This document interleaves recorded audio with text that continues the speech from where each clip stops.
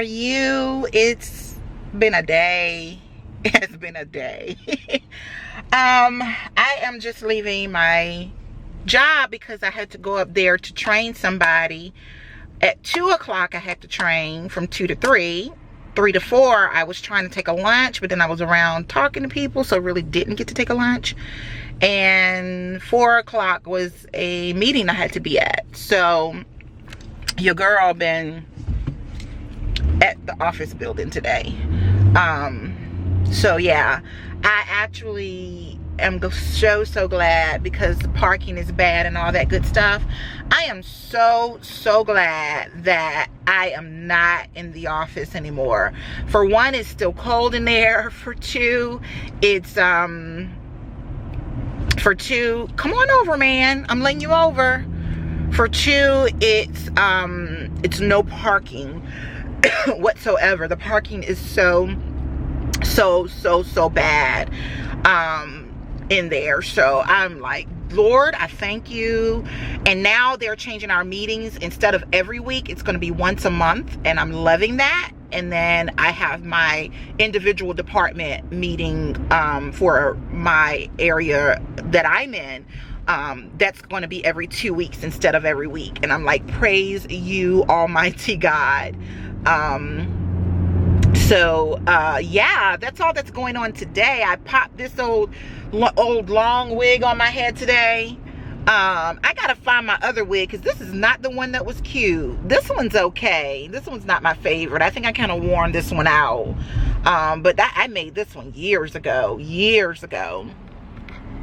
So I kind of wanna let me see if I can unscrew this and put you all on the dash.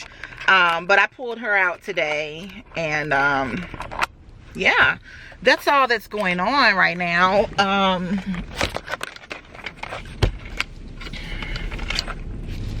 Yeah, so yeah, that's all that's going on right now is that. And just on my way to pick my son up from school because he had some work to do.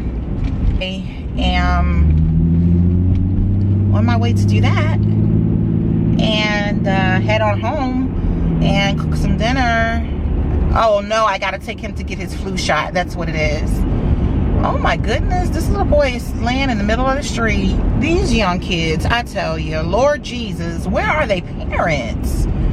Oh, where are they parents? That's what makes me so upset, because I'm like, man, where are their parents that he laying in the middle of the street and this is a 4-lane highway? Seriously, dude? Well, I don't know if you call this a highway, but it's a 4-lane street and you laying in the middle of it lighting up a cigarette. Claire. Yeah, this society. But anyway, that's all that's going on. I don't have anything extra going on right now. We have a women's conference at church this weekend, so I'm excited for that. Someone's blessing me with a ticket to go, so I'm excited about that, because I didn't have the money to go because I had to pay my bills. You know, my bills come before anything else. So I gotta get in this other lane because this car right here is driving slow as a turtle. But anyway, I definitely what's today? Tuesday. Yeah, it's Tuesday. But yeah, I'm gonna, yeah, there's a conference at church this weekend. I'm excited. Someone's blessed me with a ticket to go. I wasn't gonna go because I was just like, I had to pay some bills, man, and my bills basically took up everything, and I was just like, look, I gotta have somewhere to stay. So I had to pay mortgage and stuff, so it just was not happening. So yeah, so but the Lord knew I wanted to go. I really, deep in my heart, I wanted to go so bad, but I didn't say anything. And so someone contacted me today and messaged me like, was I going? And I was like, no. And I wasn't going to tell them why, because me, y'all know I'm independent. I don't like, you know, I don't like help a lot. I like to do it on my own. I'll go without before I ask anybody anything. So the person kept probing, and I was like, I had a lot of bills and I just don't have the money to go. And the person was like, well, what if the person said, I'll pay your way. I said, no, I don't want you to pay my way. No, thank you. And then the person said, well, what if somebody else pay your way as a gift? And I said, don't try to trick me. I said, you trying to trick me, and it's going to be you all along. And she was like, I'm not trying to trick you, but it's just going to be good, and I don't want you to miss it. She said, if someone else paid for it, will you be able to go? And I said, yes. If somebody else paid for it, I am able to go. She gave me the dates, and I said I am able to go. So that's what's going on with that. So I really wanted to go anyway, you know. I just didn't have the $30 to go. Like, I really am broke. Like, I had to do what I had to do as a single mom. I had to do what I had to do to get everything taken care of so that we can have lights and we can have a house to be at and we can have things. So yeah, I'm picking my son up so I can take him to how to take him today, and because his doctor wrote a prescription for it, so we can actually go to one of the pharmacies to do it. So that's what we are about to do. But I don't have anything special going on, just living life and all that good stuff. So I'll chat with you guys later on today. All right. Somebody has to get a shot.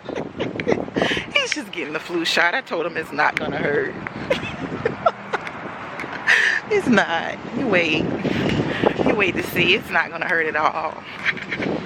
Stop splitting the pole. That's bad luck. Do anybody else believe in that? If you split the pole or just split anything, it's bad luck. That's some stuff we used to do in school. But anyway, here we go. Survived the flu shot, y'all. Was it that bad, Malik? No. It wasn't bad. I told you. Let's get home and get us something to eat, because I am hungry. We ended up coming to Walmart for him to get the flu shot. So the lady was really nice, and I was telling my son she was really nice because the day that I came to get the Tamiflu, for some reason Walmart their system couldn't connect so that they could give you the Tamiflu and all this stuff. It was just a bunch of mess going on, and me, I'm worried because my baby was at home sick, and I was just like, oh my gosh, like, he is sick, I need to get him something.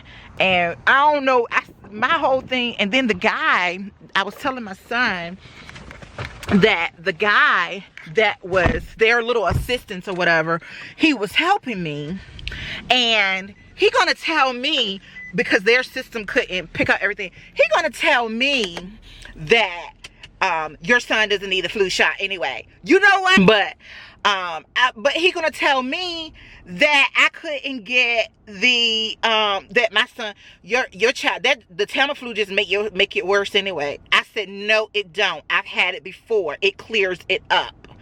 And my son, no, as soon as he took that Tamiflu, he was better. That first one, he stopped sleeping all day. He know he was better then, because it kicked right in. And it should, for $150, it should kick right in.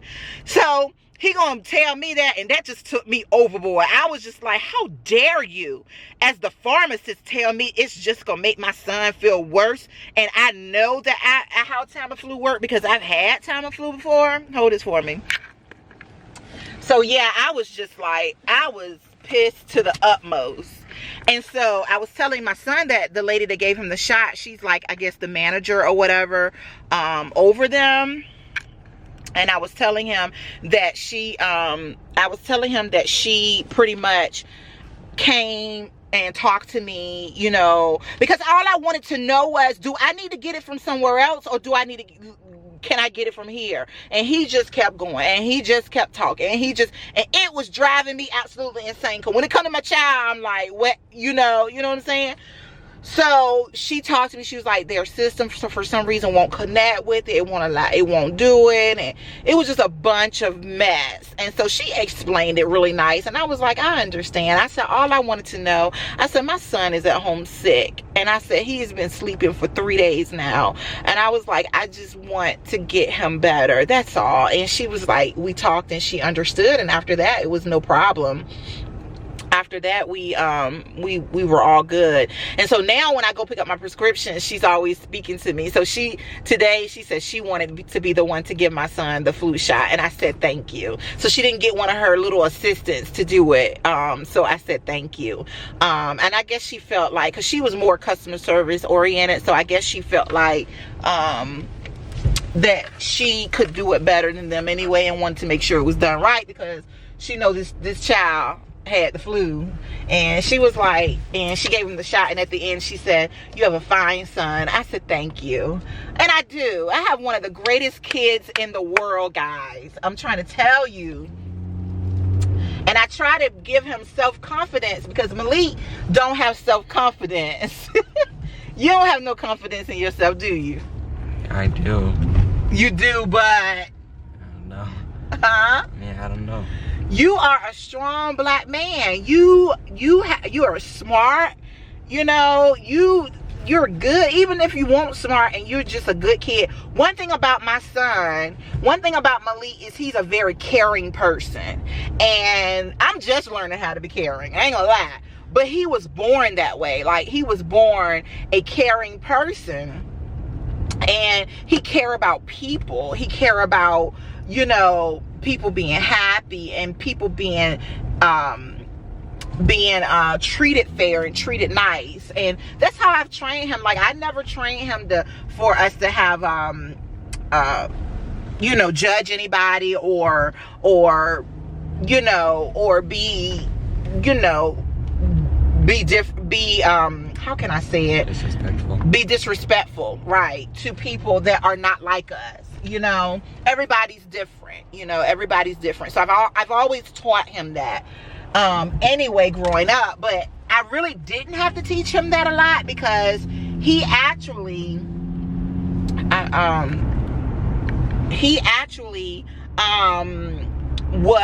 Malik has actually always been that way. You know, he's always been that kind of child that cared about people. That's why he used to love the usher at church, because he cared about people. I mean, have you always been that way, Malik? Or tell me, well, like, what made you care like that? I don't know, I just did. I mean, I can't explain. You can't explain. That's just how you are. Yeah, he's just a person that care about people, and he's a good person. And I was at work, well, when I was working today, I was thinking about that earlier, how I was going to tell you, Malik, you're such a good person. Like, even you as a person, you're a good person. Like, you really show, and you really try to help people, and that's a good person that does that, you know. And I want you to just to be confident, you know. Don't have low self-esteem because you're handsome, you're tall. Women love men that are tall. Y'all know it. Women love men that are tall. You're skinny. You know, you have it going on. You have it going on. I try to keep you dressing nice, even though we need to get you some more pants. But I try to keep you dressing nice. And you need to just have more confidence, guys. Don't you need to have self-confidence, guys? I'm telling you, you need to have more self-confidence, because you are a wonderful person. Okay, thank you. You're welcome. But yeah, he survived the flu shot, y'all. So we gonna see. I'm going home now to throw something together. We might do steak fajitas tonight, since I didn't get to do that last night. Yeah, the rice is done. I made too much rice, okay? We're overflowing with rice right now. Overflowing, okay? So we will I will chat with you guys in a few and holler at you in a little bit. All right.